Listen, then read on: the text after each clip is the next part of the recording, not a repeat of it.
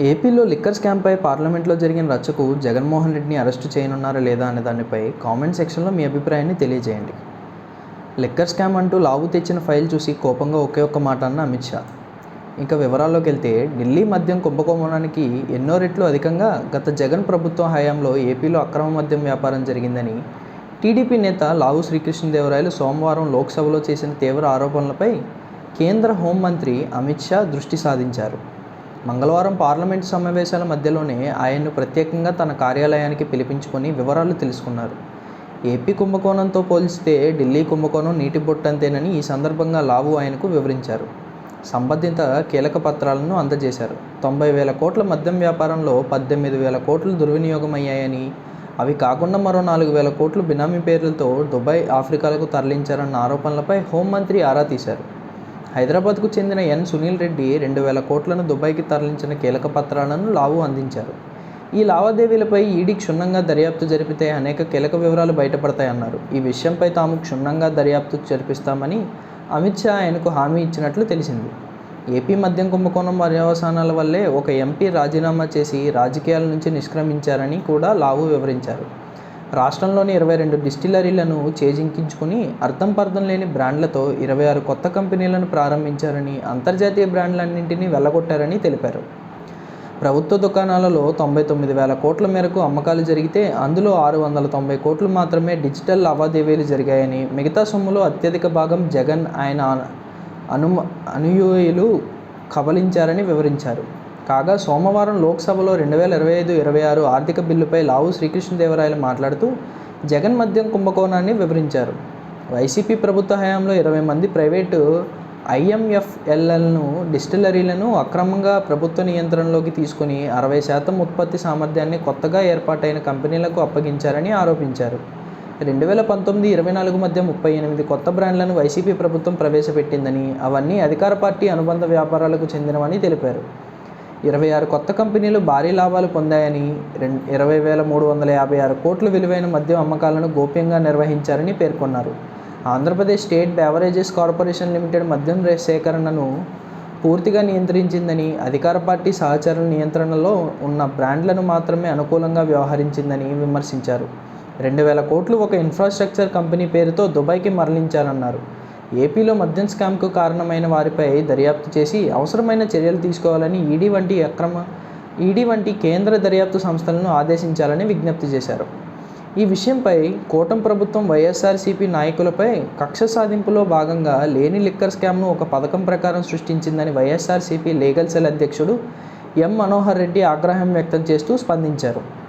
తాడేపల్లి ఆ పార్టీ కేంద్ర కార్యాలయంలో మీడియాతో మాట్లాడుతూ, లిక్కర్ స్కామ్ పేరుతో కూటమి ప్రభుత్వమే ఒక భారీ కుట్రకు శ్రీకారం చుట్టి వైఎస్ఆర్సీపీ నేతలను దానికి బాధ్యులుగా చూపించేందుకు దుర్మార్గమైన ప్రణాళికను అమలు చేస్తుందని మండిపడ్డారు. ఈ స్కామ్ పేరుతో జరుగుతున్న హంగామాను పరిశీలిస్తే కూటమి ప్రభుత్వం ఎంత నిస్సిగ్గుగా అధికారాన్ని అడ్డం పెట్టుకుని తప్పుడు కేసులు బనాయించేందుకు ప్రయత్నం చేస్తుందో తెలుస్తుందన్నారు. ఇప్పటివరకు కూటమి ప్రభుత్వాన్ని ప్రశ్నించిన వారిని, సోషల్ మీడియా యాక్టివిస్టులను తప్పుడు కేసులు బనాయించి వేధించిన ప్రభుత్వం తాజాగా మరో భారీ కుట్రకు తెరతీసింది. వైఎస్ఆర్సీపీ ప్రభుత్వంలో 4,000 కోట్ల లిక్కర్ స్కామ్ జరిగిందంటూ ఒక ప్రణాళిక ప్రకారం కూటమి ప్రభుత్వం ఈ కుట్రను అమలు చేస్తోంది. 2014-19లో తెలుగుదేశం ప్రభుత్వం అమలు చేసిన మద్యం పాలసీలో అనేక అవినీతి అక్రమాలు జరిగాయి. 70% బ్రాండ్లను ఎంపిక చేసిన 4 కంపెనీలకే ఇచ్చారు. ప్రభుత్వానికి రావాల్సిన ఆదాయాన్ని తగ్గించాయి. ఈ వ్యవహారంలో కోట్ల రూపాయల చేతులు మారాయి. వీటిపై వైఎస్ఆర్సీపీ ప్రభుత్వం 2023లో కేసు నమోదు చేయడం జరిగింది. ఇప్పుడు కూటమి ప్రభుత్వం ఏర్పడగానే అధికారులపై ఒత్తిడి తెచ్చి ఆ కేసులను నమోదైన ఎఫ్ఐఆర్ను పక్కకు పెట్టించారు. ఈ కేసుల్లోంచి ఇప్పుడు బయటపడేందుకు వైఎస్ఆర్సీపీ ప్రభుత్వ హయాంలో అమలు చేసిన మద్యం పాలసీపై ఎదురు కేసులు నమోదు చేసేందుకు కూటమి ప్రభుత్వం తెగబడింది.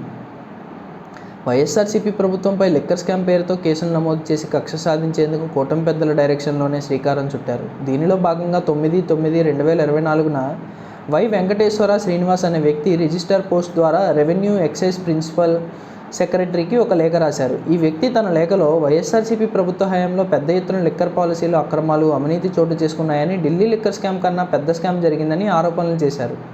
ఏ ఆధారాలతో ఈ ఆరోపణలు చేశారో, ఈ వ్యక్తికి ఉన్న విశ్వసనీయత ఏంటో ప్రభుత్వం పరిగణలోకి తీసుకోలేదు. ఈ లేఖను కోట్ చేస్తూ ఆంధ్రప్రదేశ్ స్టేట్ బెవరేజెస్ కార్పొరేషన్ లిమిటెడ్లో అంతర్గత విచారణ జరిపి నివేదిక ఇవ్వాలంటూ ఆగమేఘాల మీద ప్రిన్సిపల్ సెక్రటరీ ముఖేష్ కుమార్ మీనా ఒక మెమోను జారీ చేశారు. 9 రోజుల్లోనే ఈ మెమోను ఆధారం చేసుకుని బెవరేజెస్ కార్పొరేషన్ నుంచి వచ్చిన నివేదికలో గత ప్రభుత్వ హయాంలో అక్రమాలు జరిగాయని నిర్ధారిస్తూ దీనిపై విచారణ జరపాలంటూ ముఖేష్ కుమార్ మీనా 29/2024న సిఐడికి ఫిర్యాదు చేశారు. వెంటనే సిఐడి అధికారులు దీనిపై 23/9/2024న ఎఫ్ఐఆర్ నమోదు చేశారు. ఈ ఎఫ్ఐఆర్ను పరిశీలిస్తే దీనిలో ఎవరిని విచారించారు, ఏ అంశాలను పరిశీలించారు, ఎటువంటి ఫైళ్లను తనిఖీ చేశారు అనే కనీస సమాచారం కూడా లేదు. అంతేకాకుండా ఈ ఎఫ్ఐఆర్ నెంబర్ 21/2024లోని కాలం నెంబర్ 7లో ముద్దాయిలు అని ఉన్న చోట గుర్తు తెలియని వ్యక్తులు అని కోట్ చేశారు. అలాగే మొత్తం 4,000 కోట్లకు పైగా అవినీతి జరిగినట్లు ఎఫ్ఐఆర్లో పేర్కొన్నారు. ఇంత మొత్తంలో ఎలా అవినీతి జరిగిందో దానికి సంబంధించిన ప్రాథమిక వివరాలను కూడా ఎఫ్ఐఆర్లో నమోదు చేయలేదు.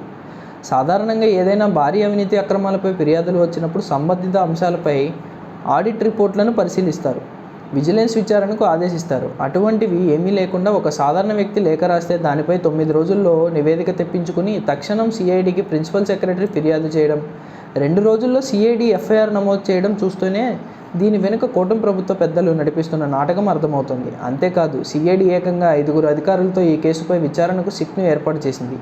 తెలుగుదేశం పార్టీకి కూటమి ప్రభుత్వానికి వేర విధేయులుగా ఉన్న ఆఫీసర్లను ఏరికోరి మరీ ఈ సిట్లో నియమించారు. లిక్కర్పై నమోదు చేసిన ఎఫ్ఐఆర్లో ముద్దాయిల కాలంలో ఎవరి పేర్లు లేకపోయినప్పటికీ వైఎస్ఆర్సీపీ ఎంపీ మిథున్ రెడ్డి పేరు ఉన్నట్లు ఎల్లో మీడియాకు లీకులు ఇస్తున్నారు.